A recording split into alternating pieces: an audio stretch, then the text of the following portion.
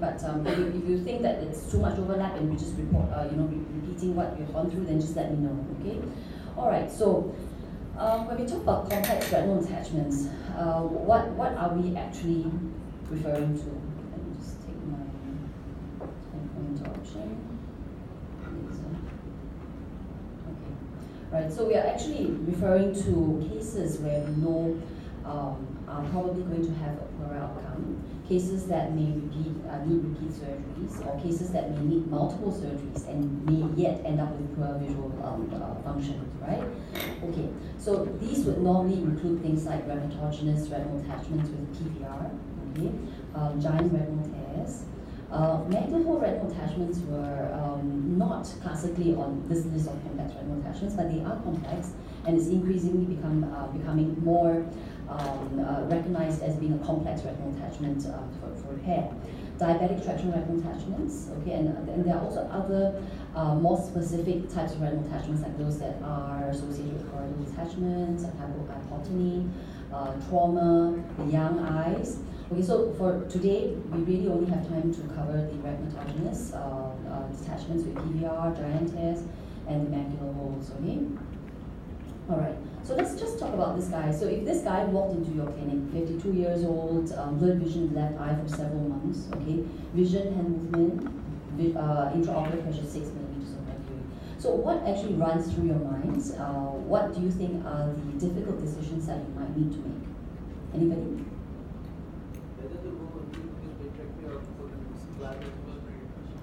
Okay, so whether to do a vitrectomy or an encerclage, or whether or not you want to also put in an encerclage. Okay, anything else?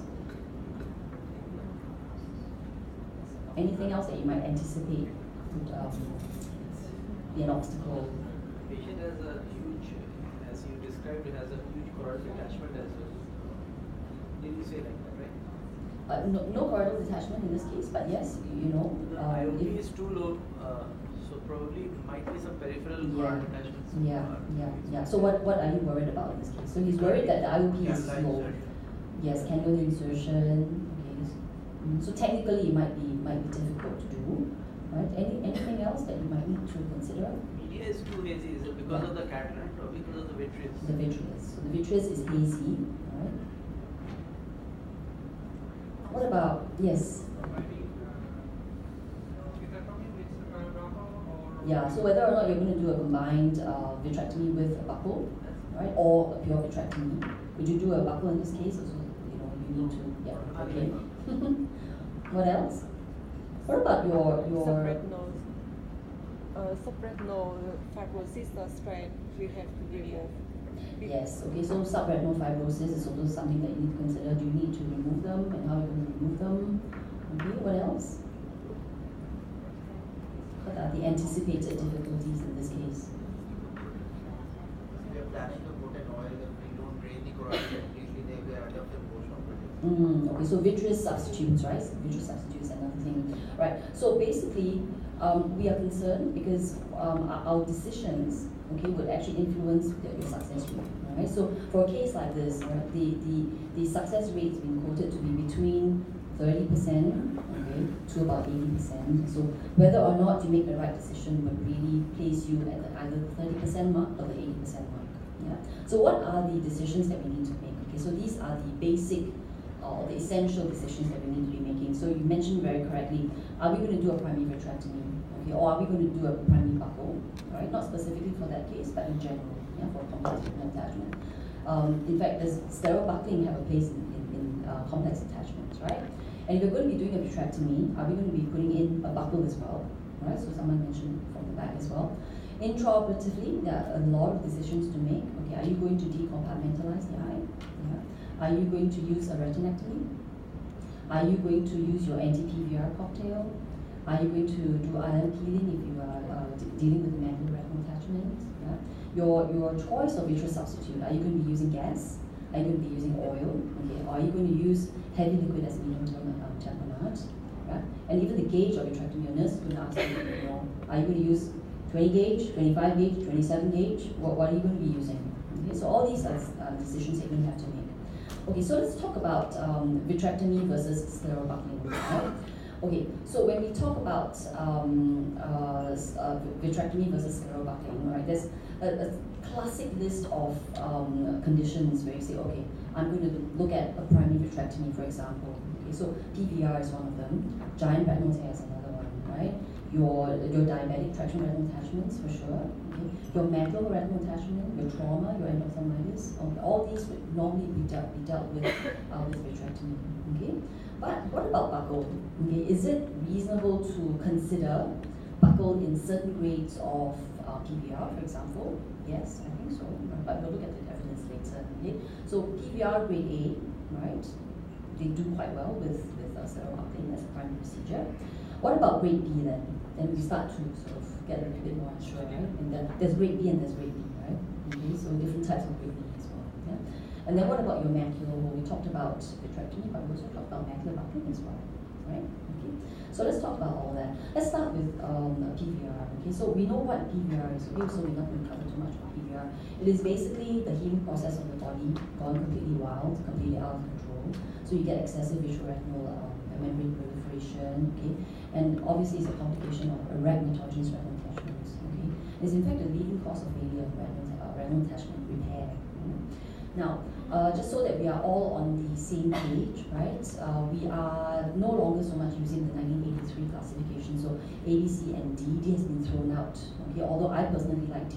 Okay, D with the either open or closed funnel. I think it's very descriptive, but I don't use it anymore. So we're going to be talking more in terms of 1991 updated classification, where D is no longer the case. All right. But what I like about this classification is that they actually make a distinction between what's anterior and what's posterior PVR. Okay, and why is it important? We'll talk about that. Now, so this is what we have with the 1991 updated classification. A and B have stayed the same. C now with anterior and posterior with respect to the with the equator. Okay, and on top of that, different morphology of your PVR, whether your star folds, whether diffuse PVR, subretinal PVR, all can be described as well. Okay, and there's a type C6 now, okay, which has been proposed by the silicone study, okay, that describes anterior displacement, basically what we call anterior PVR. Now, why is anterior PVR important? Okay, I think it's very understated because it is not easily visible and people usually ignore it. Right? It is very commonly seen actually in higher grade PVR. We don't realize it because we can't see it unless we do a good indentation examination. Okay? And it's also often seen in eyes that have undergone unsuccessful vitrectomy, so in repeat surgeries. Yeah? And it's associated, unfortunately, with very poor vision, with hypotony, right? With severe vitreous contraction, with a lot of inflammation, so you get a lot of aqueous flare, the eye is very injected and very inflamed. Okay, and in general, right, anterior PVR has got a much poorer prognosis than posterior PVR. Yeah? So you can see in this eye, there's a postmortem eye, okay, that the whole retina is zipped up. Okay, this is what we would have called, a closed funnel, right, almost. But you can see in the anterior part of the eye, this lump over here, right, is because of the retina, anterior retina being folded upon itself many, many times, okay, and then fibrosing into a whole lump. Okay, so this is what we call anterior PVR. Now, the problem with anterior PVR is that we have what we call anterior retraction. Okay, so you have the anterior retina that becomes very shortened, then you form a trough in this area over here, okay, that becomes sort of pasted upon itself. Okay, so when you look into the eye, you might be mistaken to think that that is where the aura is, okay, but it's not. It's basically a pseudo-aura. Alright, so if you were to dissect it and you open up that trough, it actually opens up and you find that your retina actually lengthens and gives you a lot more retina to work with. Okay, it can also cause a lot of pleating, so you get your circumferential contraction. Okay, and then you also get a lot of vitreous proliferation right from the front to the back. So the whole area zips up entirely. Okay, and that's how we get what we call the previously funnel-shaped retinal detachment, or grade D PVR. And as it progresses with the contraction of the circumference, you get severe body detachment, and therefore you have hypotony. Okay, so this is a very important concept because it defines how much dissection you're going to be doing and where during the vitrectomy. Okay, so let's come back to vitrectomy versus scleral buckling. Okay, now as you know, unlike in medical retina, okay, surgical retina is not so well defined by evidence-based medicine.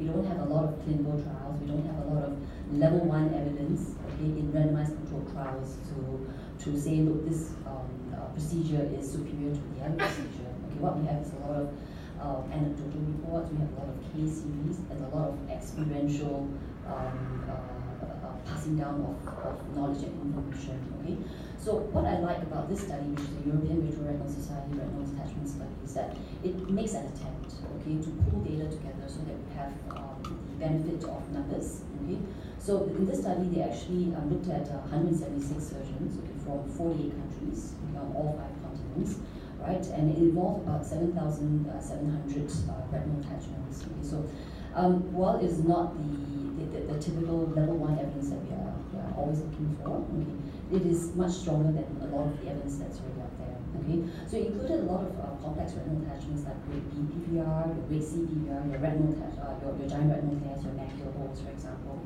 Okay, so what it has found with regard to PVR is that with grade B PVR, okay, scleral buckling alone, okay, resulted in a higher failure rate than vitrectomy. Okay, so sometimes we do resort to doing scleral buckling for PVR. It's always a very gray area, right? You know, you can have 10 surgeons, five would decide to do a vitrectomy and 5 would do a scleral buckling.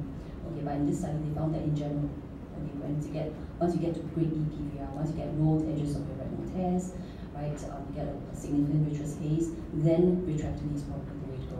Okay? Now, the study also reported that in grade C PVR, okay, that they did not actually find a significant difference between doing a vitrectomy and a scleral buckle, which is something that's very surprising to us, right?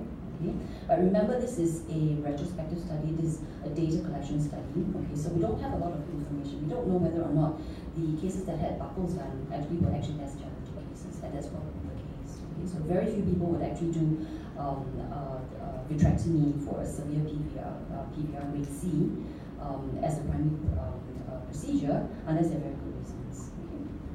All right. So in practice, I would say, right, based on experience and based on also clinical data, that for grade A PVR, okay, I think it's very reasonable to consider scleral buckling, especially in young eyes. You can consider vitrectomy if there are good reasons. Yeah. The grade B PVR, for example, we found earlier in the study that vitrectomy is the way to go. All right, but I would still, okay, despite the results of the study, consider scleral buckling in specific cases, in young eyes, for example, or in cases where you have very localized pathology, star fold here or area of fibrosis over there, where you can actually very easily leave with a buckle. Right? In grade C PVR, I think despite the findings of the EVRS study, okay, I would still veer towards vitrectomy, right? And I would also still be open to a scleral buckle in very specific cases. Like I said, if you have very sort of scattered areas of pathology, star fold or something like this, in a very young eye, I would still consider a scleral buckle over vitrectomy. Okay? What about vitrectomy with a scleral buckle? Right, combination. So someone was asking whether or not we should do that. So what is the rationale for what we call a supplemental buckle in these cases, right? So the evidence is actually very conflicting, okay? Because theoretically, if you had done a good job, okay, of doing your vitreous space dissection and a very thorough cleaning of your vitreous space, would you still need a scleral buckle? Theoretically not, right? But the problem is, you know, it is almost impossible to remove, you know, as much vitreous as we would hope to, okay? And putting in a buckle during a vitrectomy actually helps to counteract the amount of traction that's left over from whatever vitreous is there, okay? And there are also other possible beneficial effects as well, okay? So it's been said that, you know, when you shorten the circumference with and circlage, for example, they may ease your retinal detachment and allow more flexibility for the retina to drape over the shortened areas, okay? And one very good hypothesis is the change in vector forces when you actually put in the buckle, right? So this is a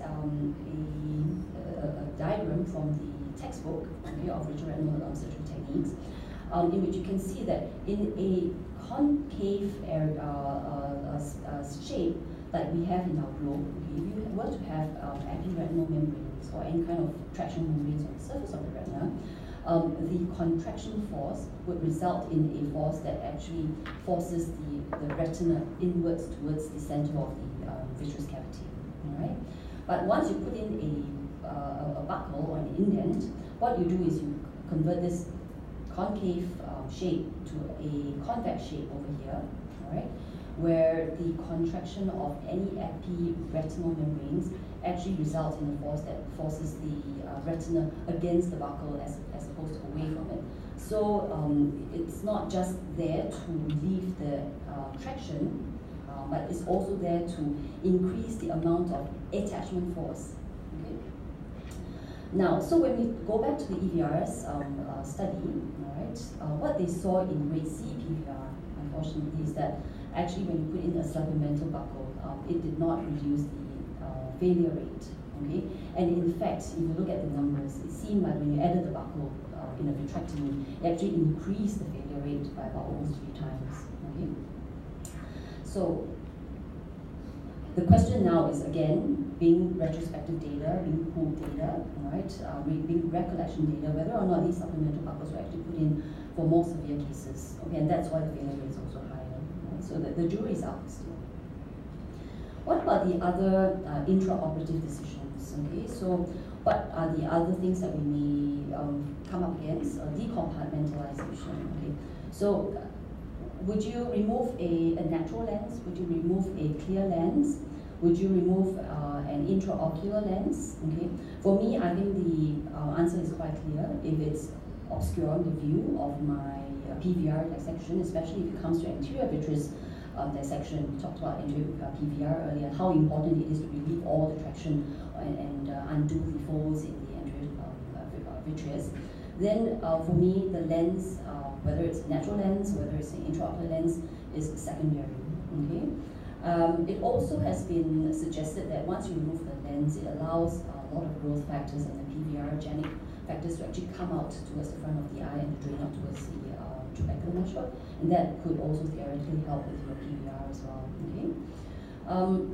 One of the most important maneuvers, I think, during the surgery for PVR is really the posterior hyaloid removal. Okay, and in fact, when they polled the surgeons that were involved in the EVRS study, it was found that this was actually the single maneuver that was most valued by all surgeons. Okay, so removal of the posterior hyaloid is very important, or even the cortical vitreous as well is very important as well.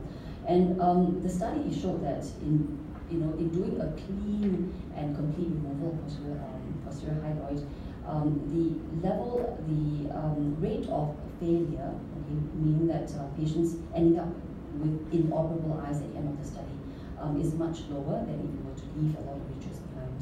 Okay, and in these cases, the suggestion is also to consider aids like triamcinolone and membrane withdrawal, for example. All right, and what about retinectomy?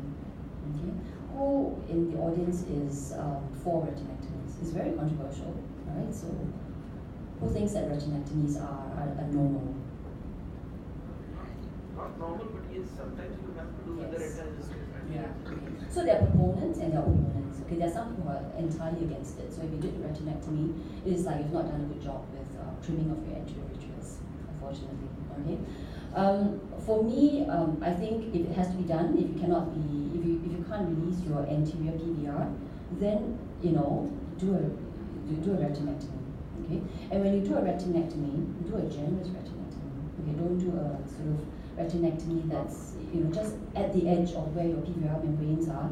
Go at least half or at least 1 clock hour away from where your visible membranes are, because the last thing you want is to have invisible membranes that become visible after the surgery, right? Fibrosing and causing a redetachment in that area. Okay. So in the EVRS study again, they found that retinectomy was associated with a higher level of failure rate. But again, we need to interpret this with caution, because it is also very likely that retinectomies were done in cases that were more likely to fail, more severe PVR as well. Right? Okay, what about anti-PVR cocktail? Okay, have you had any experience using it? Does anyone use it on a regular basis? No. So it was all the rage about 8 to 10 years ago, right? People were talking about PBR cocktails and people were putting heparin and dexamethasone in that infusion fluid. And then there's this what we call the British cocktail.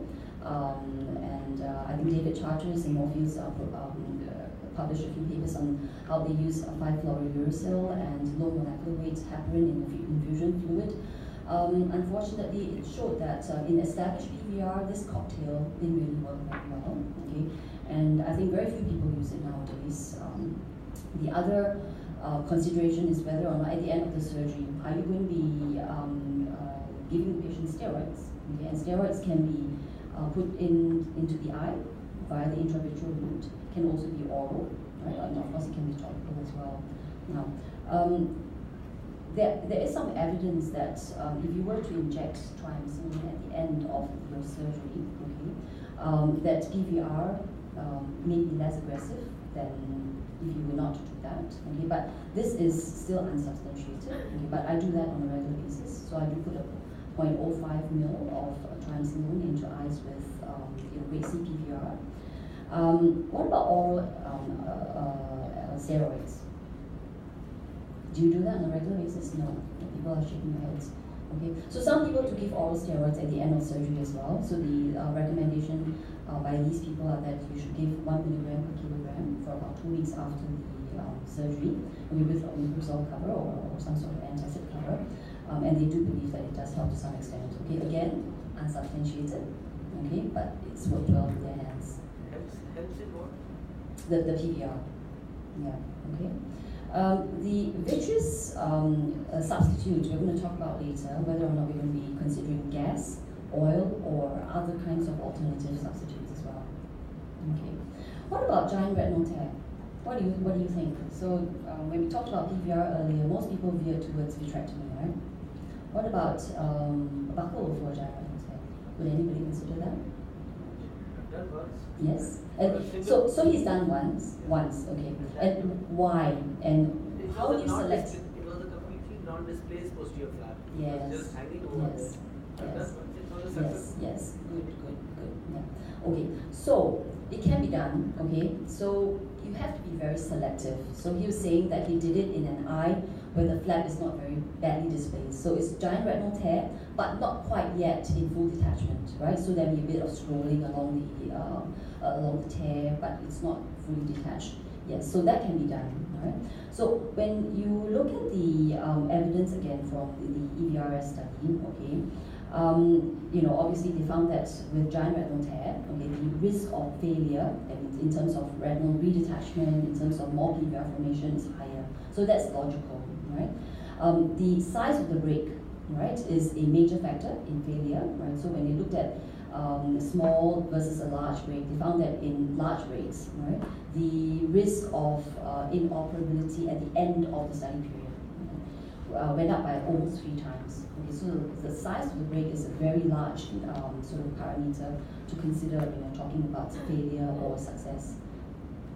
Okay, so we were talking about whether or not buckles can be used. So again, it's conflicting. Okay, so it can be used in very, very selected cases, like I said, right?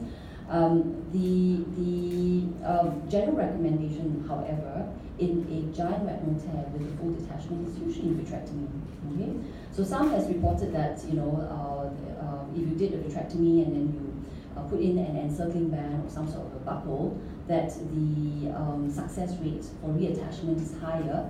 Whereas there have been also other studies that said, look, if you were to put in a supplemental buckle, then you end up with higher levels of retinal redetachment, and they provided very good reasons why. Number one, that you can have a lot of redundant folds, right?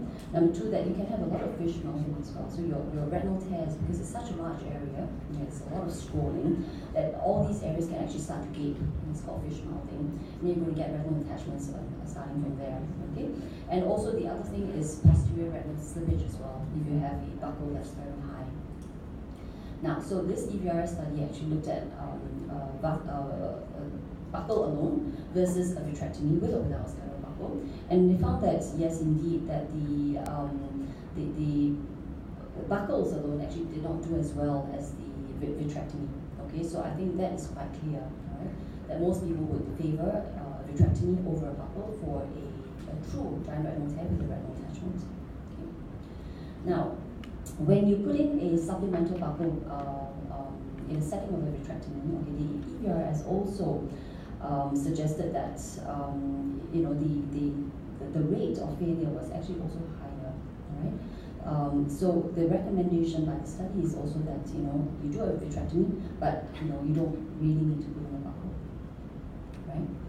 Now, so we know from giant retinal tear, okay, that with PVR that the larger the break, the higher the failure rate. Okay, the vitrectomy results are much better than scleral buckle on its own. And supplemental buckles are actually not advantageous as far as the study is concerned, and in fact may be associated with higher failure rates. Okay. All right. What about macular hole detachment? What do you think are the difficulties that you might face in this? How do you anticipate them? Usually they are large eyeballs. Yeah. So he's saying that usually they're very large eyeballs. Perfectly right. What else? Anything else? So what about large eyeballs? Isn't it easier to do? Is it easier to do in large eyeball? It's difficult to remove the PFCL even. Yeah, so it's very hard to get to the posterior segment or posterior pole, right? Because your instruments may not be long enough, that's one. Anything else? So vitreous is very adherent itself. Okay, yeah, so vitreous is also very, very human, he's saying. Good. Drainage of SRM. And what about it? Do you drain it through the hole? No. What do you do? You can make a nasal, inferonasal retinal. Yeah, and it's not easy, right? Because there's a staphylomer, that's the most posterior part of the whole eye when the patient's lying down. So it's very hard to do a drainage as well. Anything else? Management of the whole actually. Management of? Of the whole inverted flap. Yeah, okay, so what are you going to do with the hole, right? How are you going to what maneuvers are you going to be resorting to make sure that the hole actually has got the highest chance of closing, right? Okay, so you're right. So a macular hole with a retinal attachment, especially in the very highly myopic eye, is one of the most difficult types of retinal attachments to treat, okay? It's not just from the technical point of view, but also that these eyes respond usually very poorly to surgical treatment. Okay, like you said, it's got a large posterior staphylomer, right? They normally also have concomitant foveal slices as well, right? They also have a lot of chorioretinal atrophy and RPE atrophy, so it makes reattachment of the retina over a very poor foundation sometimes very difficult. Okay, and even if you need to laser certain areas, it's very hard to get the laser to take as well because there's no pigment in some areas. Okay, and like we said, it's technically very difficult. Yeah. Okay, so what are the commonly associated poor visual prognosis reasons? Okay, so number one, non-closure. It is not uncommon to have non-closure. Okay, and even if the hole closes, the hole can reopen, and the rate of reopening of a hole in a highly myopic eye is much higher than in a normal idiopathic macular hole. Okay? If you have a patient with an open hole, then the chance of retinal redetachment, unfortunately, is also very high. Yeah? And even if you did everything right, you have repaired the retinal detachment, the hole is closed, very often functional failure, you don't know why. Right? Patients counting fingers or hand movements still not much better than before the surgery. Okay? So, what is the success rate for myopic macular hole retinal detachment surgery? Okay, not high, in the range of about 40-50%. Some studies come up to almost 68% with vitrectomy and gas, so not high at all. Right?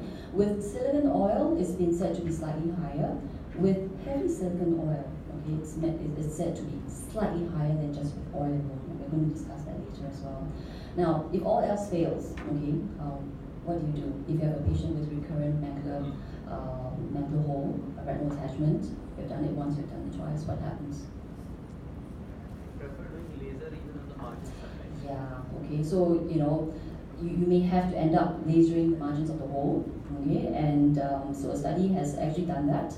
And they found that once you do that, you can actually bring the rate of reattachment, not hole closure, the hole is gone. So you reattachment up to about 91%. Okay. All right. So when we talk about ILM peeling, we spoke about it earlier. Okay. So we have a lot of conflicting data. Right? If we look at data, all right, from a meta-analysis, for example, because most of the studies are very small studies. It's found that if you were to peel the ILM, all right, the rate of reattachment and macular closure is much higher than if you didn't do it. Unfortunately, even if you did it, comparing both groups with and without the macular ILM peeling, you find that the difference in best corrected visual acuity actually is not a big difference. Okay. Now, what is the rationale for ILM peel in these cases? We mentioned earlier also, right, that we're going to be focused on removing the premacular tractional tissue, okay, to improve the elasticity of the retina, so that it actually conforms with the posterior staphylomer. Okay, and also remove cells that may be growing on the ILM as a scaffold, right? So there's less migration and there's less glial proliferation over the area over the long term. Okay. Now, we talked about ILM flap technique earlier as well, so I'm not going to be talking about it too much. So the anatomic success rate for this technique, okay, has been said to be from 94 to about 100%. Okay, so very, very high rate. Right. So we talked about how this might help. Okay, so I will not mention that, how it actually compensates for the retinal shortening and provides a scaffold for the cells to crawl over so that the macular hole can actually close up. Now, so intraoperatively, what are the common decisions that you might need to make when you think about doing an ILM peel, especially in eyelids? Okay, so it's all here, right? Are you going to be using dye? What sort of dyes would you use? What do you normally use? Brilliant blue, okay, or membrane blue dual. Okay, do you use ICG? Do you use triamcinolone? ICG usually we don't do because of the toxicity. Yeah, yeah. So ICG with long periods under the light pipe may not be such a good idea. What about triamcinolone? Triamcinolone we use for the vitreous. Yeah. So triamcinolone, some people use it even for the peel as well, not Yes. just for the cortical vitreous. It can be used, but again, it's been, people are wondering, once you put in the triamcinolone, you get a lot of suspension, you get a lot of particles, which can sometimes go into the subretinal space. Okay, so you get a lot of little particles on the RP itself, and that in itself is thought also to be toxic to the RPE as well. Okay, so we don't know. What about the use of heavy liquid? Do you think that the peel in an eye like that is going to be easy to do? Yeah. Yeah, it's not just for the inverted flap that we talked about earlier, okay, but also the fact that in a detached retina, for you to do a peel or even to raise a flap, it's not going to be easy to do. Okay, so if you can somehow have a second hand inside the eye to provide counter traction while you peel, it's going to be much easier for you than to do a peel on a free floating retina. Okay, so consider a injection of heavy liquid to stabilize the detached retina when you do the peel as well. So we talked about how long the eye can be with respect to your instruments, right? Okay, how long do you think, how far do you think your vitrectors can reach? It happens rarely. When it does not reach, then I remove the 23 gauge and make it 20, and then I go closer to that. That's all. Okay. So with small gauge retractor, for example, all right, it can sometimes be difficult to reach beyond, let's say, 13 millimeters in axial length, all right? But so he's saying then you just convert to a 20 gauge. So that's one way. Just take out. You don't even need to convert. You just remove the cannula. Yes, that's right. So you can either convert it, okay, or what he's saying is just remove the cannula so that you do not have that extra, the spacer in between that's provided by the trocar. So you remove that so that it can get closer to the eye. Other ways would be also to indent the globe while you're doing it as well, so that it can get closer to the posterior pole as well. Okay, but there are also specific instruments that you can use as well. The long shaft viewing instruments, I think they're from MST. Right, so you ask for the high myopia set, okay, and they have actually very long instruments that you can actually use for 35, 34 axial length. Okay, in a peel like this, okay, what are the dangers? We talked about the dangers of violent peeling just now in myopic focus schisis. Okay, so very similar in this case. Okay, so what are we worried about in this case? We use either the pinch technique, okay, or the scraper. If you're very posh, you can use your finesse glue. okay, which is new from Alcon, right? Where you actually scrape the surface of the retina to create flaps. Okay. What are you worried about? Iatrogenic retinopathy is the biggest. Yeah. Okay. So iatrogenic breaks in the area. Okay. Normally one can go with pinch and wave, but in myopic macros, this is to be avoided actually. Pinch. Yeah, that's right. So pinch technique is not that great technique to use in highly myopic eyes because the tissue is very friable. It's very thin to begin with, okay, and it's already stretched to the maximum, and it's also very hard to visualize your tissue plane as well. So you really be pinching and guessing where exactly you are, okay. So what you can do is, yes, you can use the diamond scraper, all right. You can also use what I normally do. A very cheap option is to put in basically a needle with a little barb at the end. So use a needle, hit it against something hard like the back of your kidney dish or something like that. Create a little barb so that you can put it in through the trocar cannula and just create a little flap from there. Okay. So yes, it's technically difficult. Okay, difficult to raise a flap. All right, and you have no counter traction. You're basically creating a flap on like a trampoline. Right, your retina is just moving up and down as you do the peel, as you're trying to initiate the peel. Right, and again, your small gauge retractors, your small gauge instruments may not be long enough to reach there. So if you're going to be reaching and you're going to be indenting the globe and you're going to be sort of rotating the eye, sometimes you're going to have distortion of the cornea. You're going to have also paradoxical movement of your instruments as well, okay, because it's just too short. And of course, you risk macular damage, okay, in these very friable tissue, and of course, toxicity as well, we mentioned earlier, okay, from the dye, from the triamcinolone granules. Okay, what about vitreous substitutes in these complex eyes? What do they actually do? Okay, so the basic role, as we know it, okay, of a vitreous substitute is really to maintain the surface tension, right? So that it's able to maintain constant or consistent contact with the retina, okay, so that the fluid from the surrounding is prevented from going through the break. All right. It also is known to displace your inflammatory cytokines or growth factors away from the area, so that PVR doesn't form in that area. Okay? So the conventional agents really would be your gas, your silicone oils, your heavy oils, right? And conventional ones would be your heavy liquid, for example.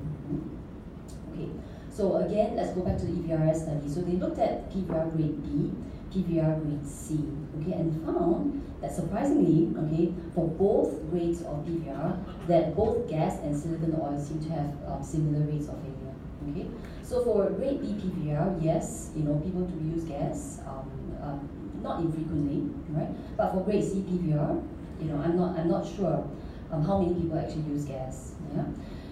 So the consideration that they are proposing, okay, from this study is that yes, in certain eyes, in specific select patients, that you may want to consider gas tamponade, okay, in grade B and grade C PVR.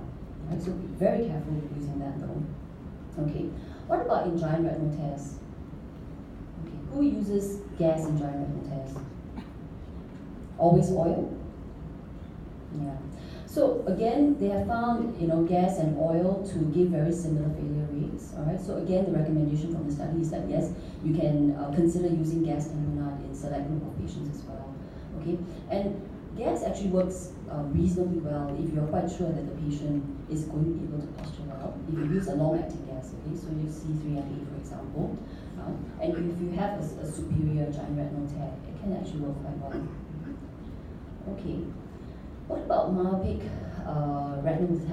macular retinal detachment? Okay, gas versus oil, conflicting data, unfortunately. Okay, we said earlier that with gas, you have a lower reattachment rate, with oil slightly higher, and with heavy oil much higher. And again, in the EVRS studies, we found that yes, whether you use gas or you use oil, the failure rate is again quite similar. Okay, so again, they recommend that you can consider gas in selected patients as well. Right. Now, what about what we call heavier than water vitreous substitutes? Okay. Do you use that very often? Who uses that on a regular basis, and why? Why not? And why is it not popular? Normal ones do the job. Because normal ones do the job. Okay. Yeah. Good enough reason.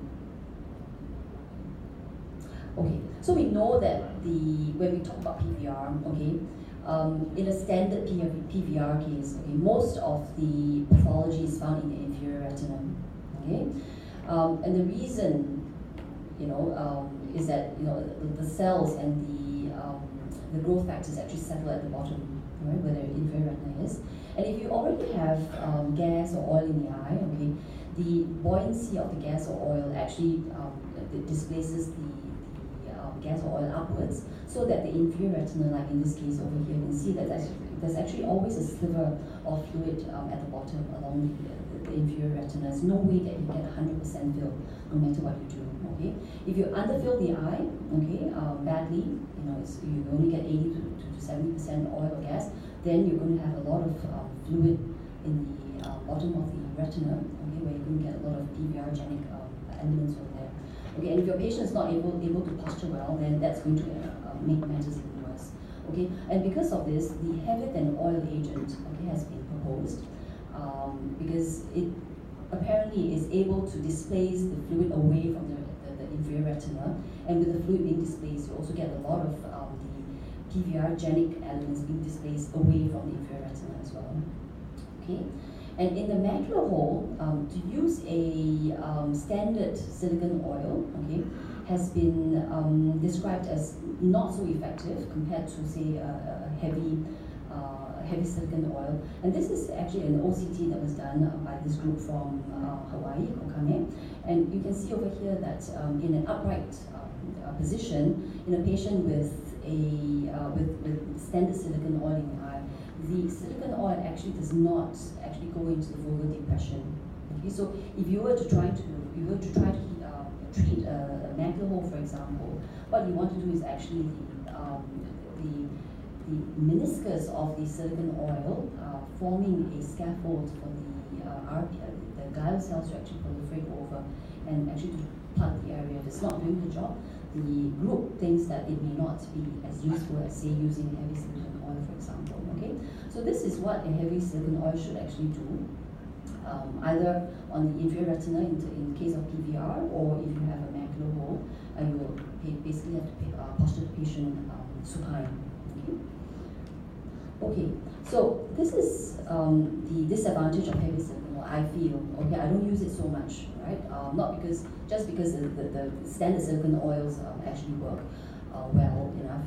There are a few issues with them as well. Intraoperatively, you're going to be doing a direct heavy liquid heavy silicone oil exchange, right? What sometimes happens is, because heavy silicone oil really consists of silicone oil and hydrophilic elements as well, so they are actually partially miscible, and what they sometimes can do is they actually form a very turbid layer with each other. It's almost like a very heavy soup, for example, or in certain eyes, and you don't know why. That makes it very difficult to, in terms of visibility. And of course, during the period of tamponade, you can get the usual things like cataract, glaucoma, inflammation, okay? And also emulsification as well, right? Emulsification, which can sometimes happen earlier than in standard silicone oil, right? And there are also reports where, say, they describe instead of getting inferior PVR, you're actually getting superior PVR because you're displacing fluid upwards, and then that's where the PVR is going to start forming, right? And that makes sense. The removal of heavy silicone oil is also a problem, right? Because it's heavy, it doesn't float up, so you basically need to be able to visualize the oil at the back of the eye when the patient is lying supine, and remove the oil with a very large bore needle, right, with very elevated vacuum, and that can sometimes be a little bit tenuous. Okay? Now, I don't think I'm going to be covering heavy liquid in this case, right? There are places where heavy liquid is used on a regular basis for giant retinal tests, for example, as a medium-term tamponade, and even in PVR as well. All right, I don't think that's something that we use on a regular basis. So this was done, about more than 10 years ago. So this is data that I gathered when I was doing my fellowship in Melbourne, and this is basically illustrating that if you suddenly lose view during the surgery, for example, and you can't do the fluid exchange properly, you end up not being able to remove the fluid in the eye or heavy fluid is already inside the eye. You can basically close up and then come back and fight another battle another day. Okay.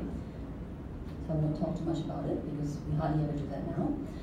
The last thing to consider is, like I said, the gauge of vitrectomy. Right. So your nurse is going to ask you whether or not you want to do standard 20 gauge, or are you going to go for a 23, 25, or even a 27 gauge? Okay. So what do you think? Who would use a 23 gauge, for example, for a complex case like that? Or who does it on a regular basis? Do a standard 25 for all. You do a standard 25 for all, okay? And when you use a small gauge, is there a problem? Not much with the Yeah.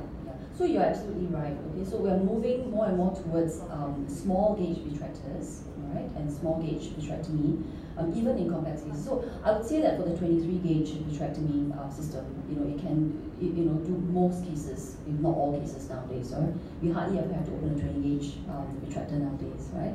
For the 25 and 27 gauge system, yes, they now have quite a wide range of instruments. They have the surgical adjuncts that are necessary, but the instruments are stiffer nowadays. But I feel that they're still not as stiff as I would like sometimes. Okay, so they do get in the way sometimes. Yeah.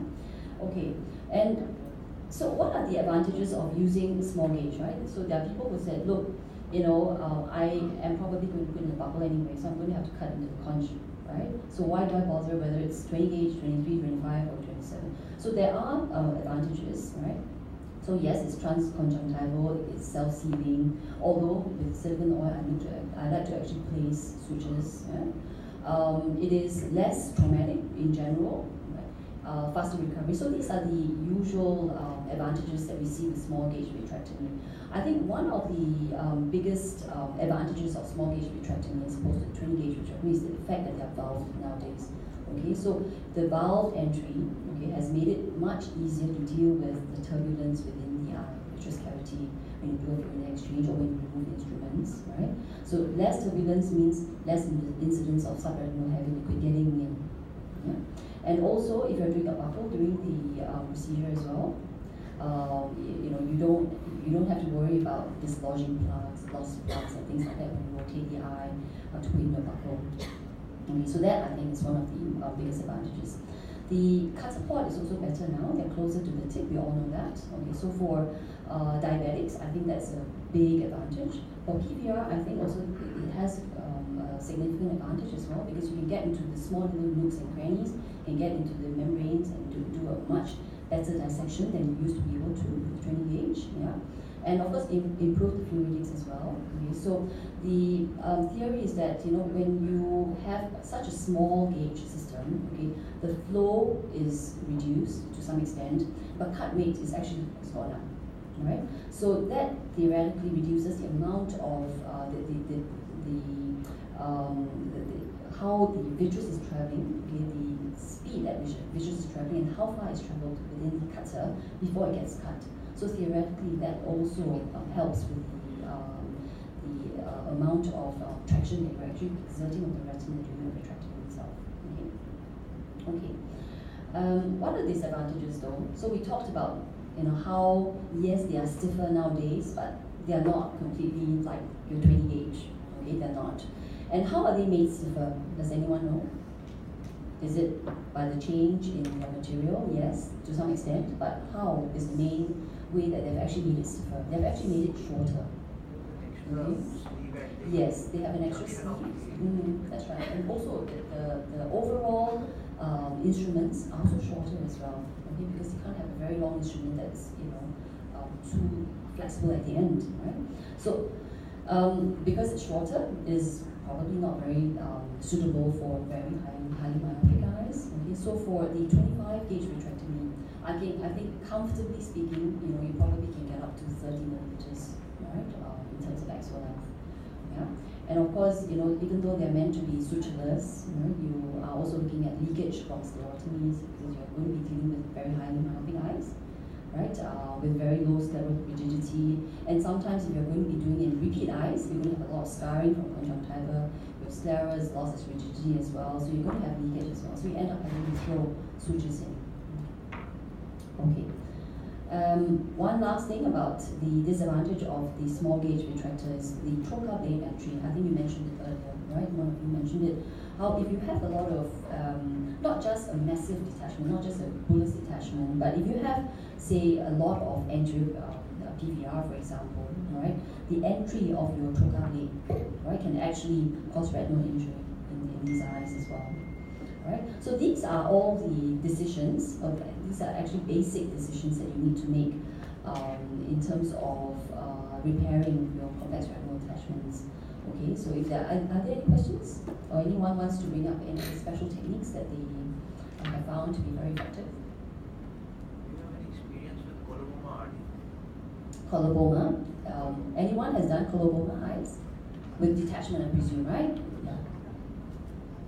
How did you deal with an eye with coloboma with a retinal detachment? What are the issues in these eyes? Multiple issues with the colobomatous eye. Number one is that the vitreous is extremely adherent to the margins. If you don't remove the vitreous from the margins, it's likely to fail the surgery. The other point which I noted was, since it's always safer to put a buccal, we did this comparative study of success and failure between the buccal vitrectomies and primary vitrectomies. We found double success rate with the buccal vitrectomies in comparison to the primary vitrectomy surgeries. And of course, the silicone oil is mandatory. You cannot get along with it because it's mostly inferior. Yes. So colobomas, they're not common, all right? But when you have one, then there's a lot of planning to do. So he's mentioned that the vitreous is very, very sticky around the edge of the collarbone, all right? So in those cases, it's a very good idea for you to use triamcinolone or some sort of vitreous dye to actually highlight the amount of vitreous that's there. Sometimes you get huge little lumps over the entire area. Okay. Once you have trimmed that down, they can detach quite quickly, right? Because the retina over it is very, very thin and very diaphanous, right? And if you touch it, it can just break apart because it's very, very friable. Yeah. So what I normally like to do is before we do anything else, I like to laser down the area when I get the chance. Laser it down. While after the vitreous is removed, laser it down. Okay. And then make sure that you have oil in the eye. Okay. The point about the buccal, okay, also it depends on what kind of buccal you're talking about. Yeah, so either an encerclage, which I don't quite like in an eye like that. Okay, I normally like to do a segmental buccal in that area. Okay, so if you can put in a sponge, that sponges give you a much higher indent than say your usual tires. If you can do a sponge in that area, especially if it's a radial sponge, that relieves the traction a lot. And that really, really helps. Actually, I might disagree with this point for a simple reason that when we put the sponges in a regular rhegmatogenous detachment, the idea is the RP pump will be there, which will keep the retina attached. Whereas in the colobomatous eyes, there is no RP, it's just the redundant eye. Yes. Yeah. So he's saying that in a coloboma, for example, there's no RP to help to pump out the fluid in that area. Okay, but when you put in a buccal in a coloboma, for example, okay, it's more than just RP. We know that there's no RP over there, but the amount of traction in that area is huge because some of the colobomas can be huge, large areas, all right? So no matter how we relieve the traction over the area with vitreous cutting and things like that, there's going to be remnant traction left over. So I feel that as high a buccal as you can, okay, really helps to relieve the traction. You could be right, I could be wrong. We'll try. One thing you were talking about, the long eyeball sets for surgery, it's coming with Alcon. I don't know about Alcon, but I think the MST has got sets for high myopia. Which gauge did it come in? There's a 23 gauge for sure. I don't know about the 25. Because one fundamental issue coming to my mind was, if you have a very long instrument, the bend is not going to be here or here, it's going to be in the middle. If it's a big stick, it's going to bend in the middle. How will we Yes, counter that? okay, so that's a good point. That's why they have made it shorter, okay, because the longer your instrument is not just about the flexibility, it's also about paradoxical movement as well. You're going there, but the end of your instruments is actually going in the opposite direction, so it makes it very unpredictable, right, to say the least. So you're absolutely right? But their eyes that are so long, you really have no choice but to use something long, and you just have to work with it, okay, unfortunately. Yes, that's one question. In case of a giant retinal detachment, so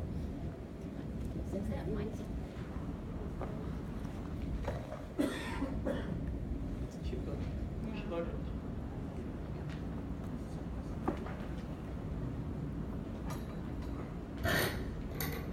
Adrian, can we still continue? There's some more questions coming in. Okay. in case of the giant retinal detachment, so which option should you choose for better outcome?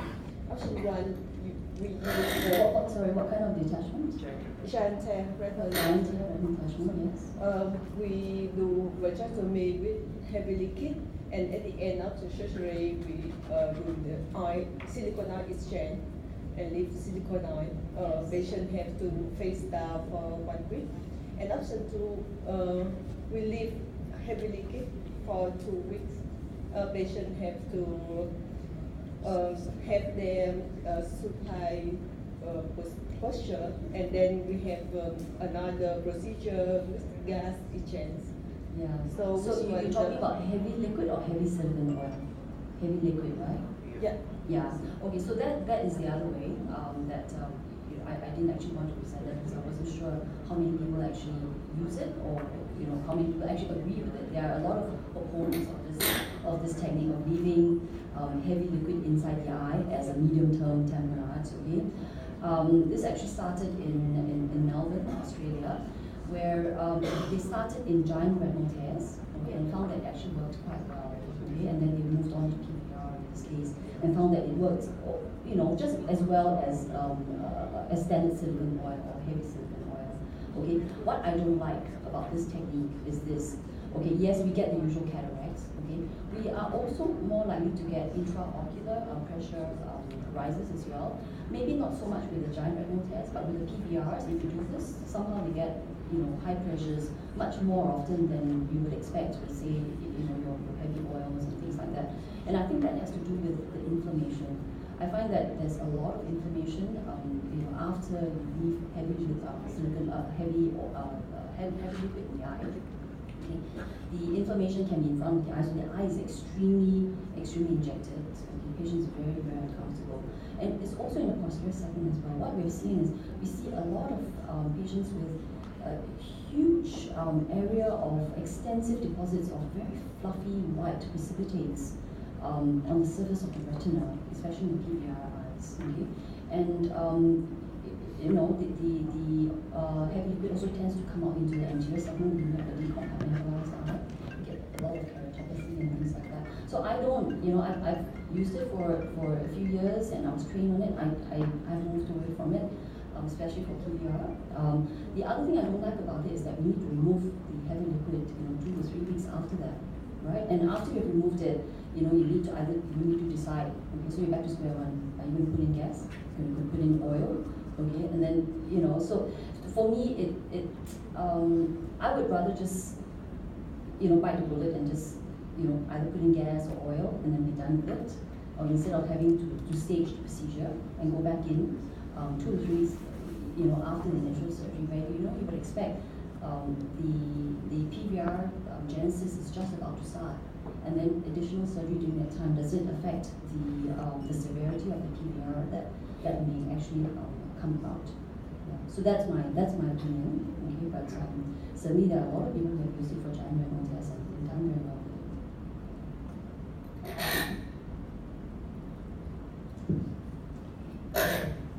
Is there one more? 2. Oh, 2.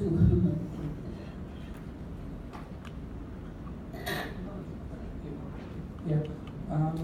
In high myopic patient with only visible one ray, Do you going to laser just the break, or you going to insert for Whether or not you put in an encerclage Yeah. for a highly myopic eye with only one break, no PVR. with PVR, grade Okay. C part? Grade C. Grade C. Grade C PVR. For me, grade C PVR is dissection of membranes, removal of membranes as much as possible.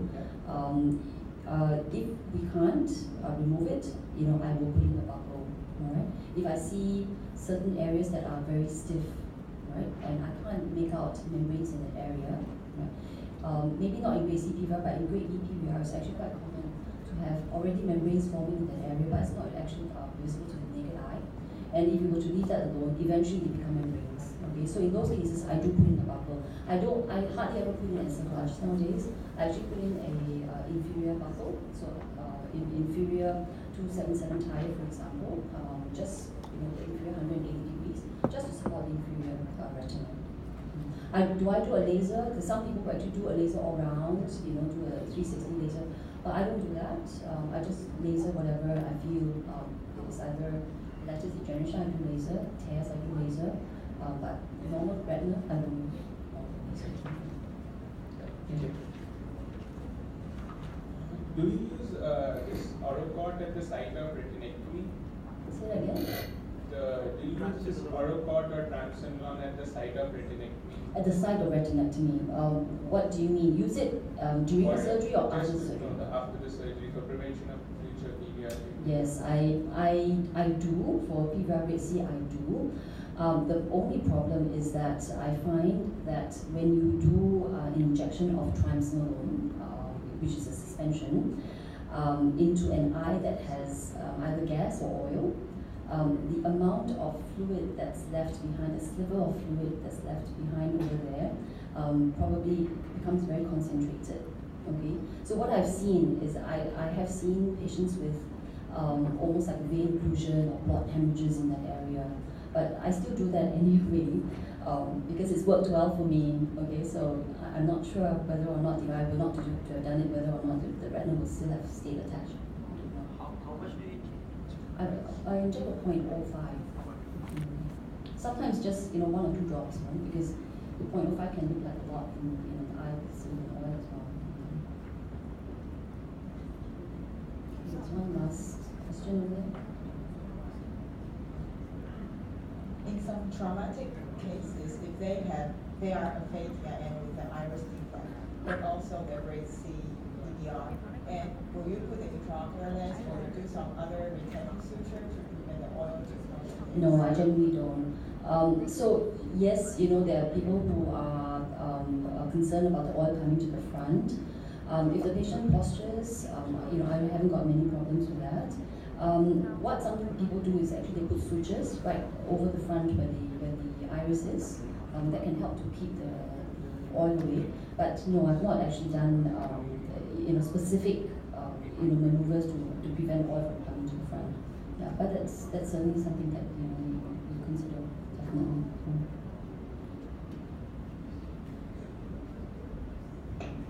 Okay. All right. Thank you very much. Very nice of you.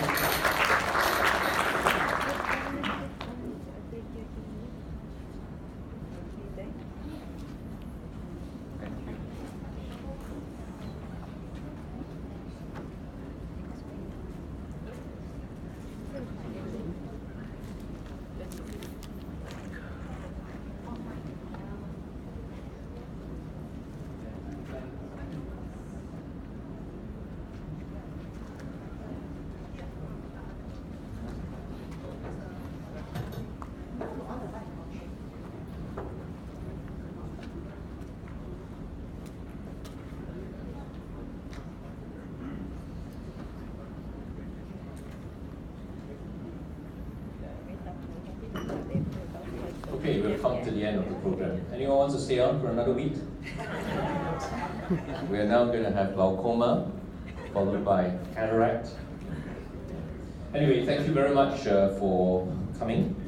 I think all our faculty deserve a big round of applause. Thank you to Nicole and Professor Graham Holder, who spoke today, but over the few days that we've had, I think I hope you agree with me that our faculty has been really fantastic, and thank you also for being such an interactive and engaging audience, asking questions, and I hope you've cleared up some of your doubts, misconceptions, anything that you had, hopefully will well answered. For those questions that were not answered and you still have them, please email them to us and then we can send it to the respective tutor. Right? So hopefully you can follow that up. Okay. So what I have left to do is to collect your feedback forms. Now the feedback is very important to us, as you know, because as in previous courses, your feedback has made a difference.